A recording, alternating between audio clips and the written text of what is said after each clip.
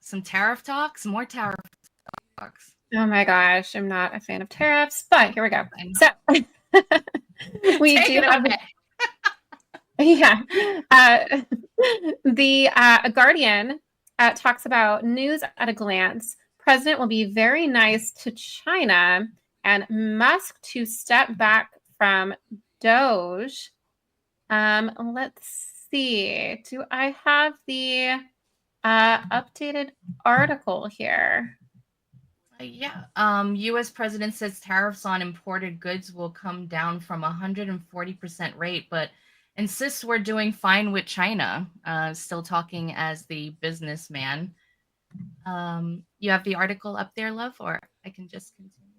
Yeah, if you want to just carry on while I pull it up on my end. It looks like I might have a different one. It's giving me the paywall on my end. Yeah, if you're able to take that over.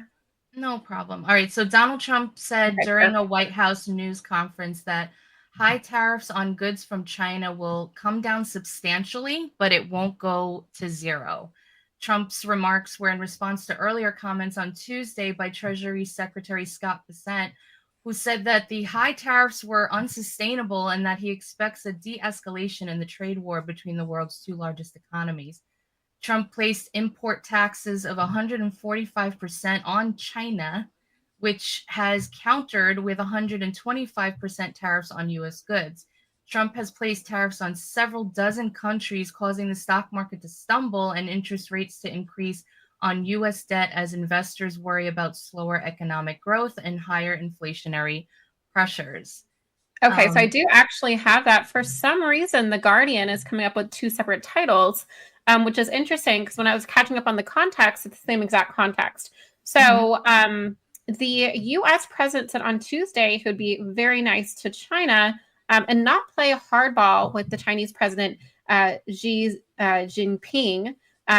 He said, we're going to live together very happily and ideally work together. I don't know, that's kind of giving me like living happily ever after like fairy tale vibes with a communist dictator, but you know, whatever gets the job done and has these rivals on our side at the end.